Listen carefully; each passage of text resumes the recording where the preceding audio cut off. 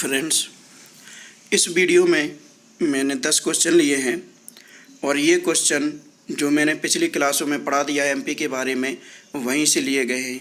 यदि आप लोगों ने वो वीडियो देखे हैं मेरी एमपी क्लास के, तो मैं उम्मीद करता हूं कि आप लोगों से ये 10 क्वेश्चन बन जाएंगे। यदि आपसे 8 क्वेश्चन या 7 क्वेश्चन भी बनते हैं तो भी मैं ये सोचूंगा कि आप लोग मेहनत कर रहे हैं, और यदि इतने क्वेश्चन आप लोगों से नहीं बनते हैं तो फिर आप लोगों को मेहनत करने की आवश्यकता है, क्योंकि बिना मेहनत के इस टाइम पे टेस्ट नहीं निकलता है। तो स्टार्ट करते हैं फ्रेंड्स। मैं अतुल अपने यूट्यूब चैनल संभव 2.0 में आप सभी का स्वागत करते हैं। पहला क्वेश्चन है, कर्क रेखा मध्य प्रदेश के कितने जिलों से गुजरती है? ऑप्शन है 11, 12, 13, 14। हम सभी जानते हैं कि हमारे मध्य प्रदेश से कर्क रेखा निकलती है। कर्क रेखा भारत के 8 राज्यों से होकर गुजरती है और उसमें से हमारा मध्य प्रदेश भी एक है। तो एक क्वेश्चन तो यही से बनता है कि हमारे मध्य प्रदेश से कर्क रेखा गुजरती है, ठीक है। भूमध्य रेखा या मकर रेखा नहीं गुजरती है, कर्क रेखा गुजरती है, और यह कर्क रेखा मध्य प्रदेश के 14 जिलों से होकर गुजरती है। तो इसका ऑप्शन डी सही हो जाएगा। अगला क्वेश्चन है, कर्क रेखा के समांतर मध्य प्रदेश की कौन सी नदी बहती है? कर्क रेखा के समांतर हमें पता है कि हमारे मध्य प्रदेश से कर्क रेखा गुजरती है और 14 जिलों से होकर गुजरती है। तो कर्क रेखा के समांतर कौन सी नदी बहती है? पहला ऑप्शन दिया है चंबल नदी, बेतवा नदी, नर्मदा नदी और सिंध नदी। चंबल नदी उत्तर की ओर बहती है और यह मध्य प्रदेश और राजस्थान की सीमा बनाती हुई इटावा में जाके यमुना में जाके मिल जाती है। तो चंबल नदी कर्क रेखा के समांतर नहीं बहती है। बेतवा नदी भी कर्क रेखा के समांतर नहीं बहती, यह भी उत्तर दिशा में बहती है। नर्मदा नदी जो है हमारी कर्क रेखा के समांतर बहती है। इसके अतिरिक्त यदि नर्मदा के स्थान पर ताप्ती नदी भी होता तो भी वो ऑप्शन सही हो जाता, यानी नर्मदा और जो ताप्ती है वो कर्क रेखा के समांतर बहती है। तो इसका ऑप्शन सी सही हो जाएगा। अगला क्वेश्चन है, कौन सी नदी मध्य प्रदेश की उत्तरी सीमा बनाती है? पहली ही क्लास में मैंने आप सभी को बताया था कि मध्य प्रदेश की उत्तरी सीमा बनाती है चंबल नदी, दक्षिणी सीमा बनाती है ताप्ती नदी, पश्चिमी सीमा बनाती है माही नदी और पूर्वी सीमा बनाती है सोन नदी। तो यहाँ पे पूछा गया है उत्तरी सीमा कौन सी नदी बनाती है, तो इसका उत्तरी सीमा बनाती है मध्य प्रदेश की चंबल नदी। चंबल नदी मध्य प्रदेश और राजस्थान की सीमा बनाते हुए बहती है। तो इसका आंसर हो जाएगा ऑप्शन बी, चंबल नदी। अगला क्वेश्चन है, मध्य प्रदेश का क्षेत्रफल देश के क्षेत्रफल का कितने प्रतिशत है? हम सभी जानते हैं कि मध्य प्रदेश का क्षेत्रफल दूसरे स्थान पर आता है राजस्थान के बाद हमारे भारत देश में, यानी मध्य प्रदेश देश का दूसरा सबसे बड़ा राज्य क्षेत्रफल के हिसाब से, और इसका कुल क्षेत्रफल 3,08,252 वर्ग किलोमीटर है। किसी किसी बुक में आप लोगों को 3,08,245 वर्ग किलोमीटर भी मिल जाएगा, क्योंकि मध्य प्रदेश और छत्तीसगढ़ के बीच जो किरार घाटी पड़ती है उसका जो विवाद चलता रहता है, उस विवाद के कारण किसी किसी बुक में 3,08,245 वर्ग किलोमीटर भी मिल जाता है। लेकिन मध्य प्रदेश की जो एथेंटिक बुक है और जो मध्य प्रदेश शासन जो अपना एरिया दर्शाता है, उसमें मध्य प्रदेश का क्षेत्रफल है 3,08,252 वर्ग किलोमीटर, और यह क्षेत्रफल हमारे देश के कुल क्षेत्रफल का 9.38% है, यानी इसका ऑप्शन बी 9.38% सही हो जाएगा। अगला क्वेश्चन है, किस जिले की सीमा महाराष्ट्र और छत्तीसगढ़ दोनों से लगती है? ऑप्शन दिया गया है सिंगरौली। सिंगरौली की सीमा छत्तीसगढ़ से तो लगती है लेकिन महाराष्ट्र से नहीं लगती। अगला है मंडला। मंडला की सीमा महाराष्ट्र और छत्तीसगढ़ दोनों से नहीं लगती।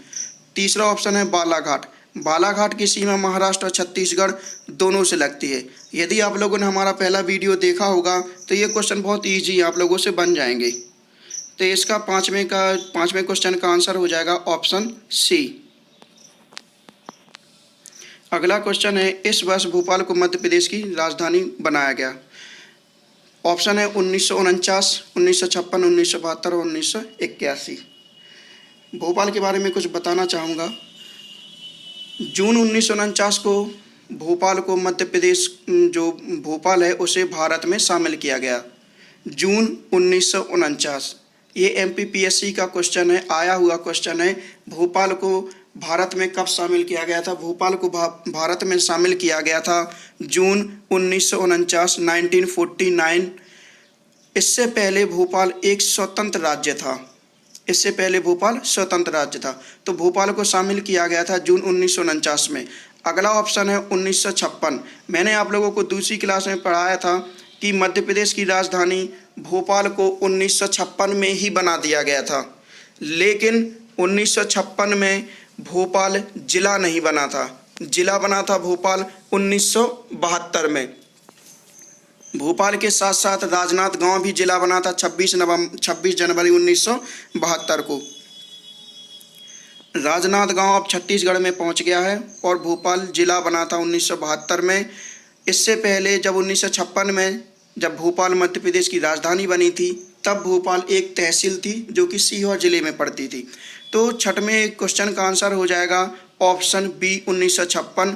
भोपाल को राजधानी 1956 में ही बना दिया गया था और वो यहाँ पे यही पूछा गया कि भोपाल को मध्य प्रदेश की राजधानी कब बनाया गया था। तो राजधानी तो 1956 में ही बन गई थी, भले ही अभी भोपाल जिला नहीं बना था। जिला बनेगा 1972 में। ठीक है फ्रेंड्स, अगला क्वेश्चन है मध्य प्रदेश जिला पुनर्गठन आयोग कब बना था? ये भी MPPSC 2018 का क्वेश्चन है। दोस्तों, मैंने इस वीडियो में ऐसे क्वेश्चन को लिया है जो कि एग्जाम के रिस्पेक्ट से बहुत इंपॉर्टेंट है। यदि आप लोग चाहें तो ये किसी इन क्वेश्चंस को कहीं पे लिख सकते हैं या यूट्यूब पे इन वीडियो को सेव कर सकते हैं। आप लोगों को जब आप कोई एग्जाम देने जाओगे तो एक नज़र में इन्हें देख जरूर लेना। मैं उम्मीद करता हूँ कि इनमें से क्वेश्चन आप लोगों को फंसेंगे। मध्य प्रदेश जिला पुनर्गठन आयोग कब बना था? ऑप्शन दिए गए हैं 1995, 1996, 1997 और 1998। ये MPPSC 2018 का क्वेश्चन है और इसका आंसर है 1998, ऑप्शन डी। मध्य प्रदेश जिला पुनर्गठन आयोग 1998 में बना था। अध्यक्ष थे BR दुबे और दुबे जी ने 10 जिलों की अनुशंसा की थी। यदि आप लोगों ने मेरी MPGK की क्लासेस वीडियोस देखे हैं तो ये क्वेश्चन आप लोगों से बहुत ईजी तरीके से बन जाएगा। वो मैंने सब कुछ पढ़ाया है आपको। अगला क्वेश्चन है मध्य प्रदेश राज्य पुनर्गठन आयोग की स्थापना कब हुई थी?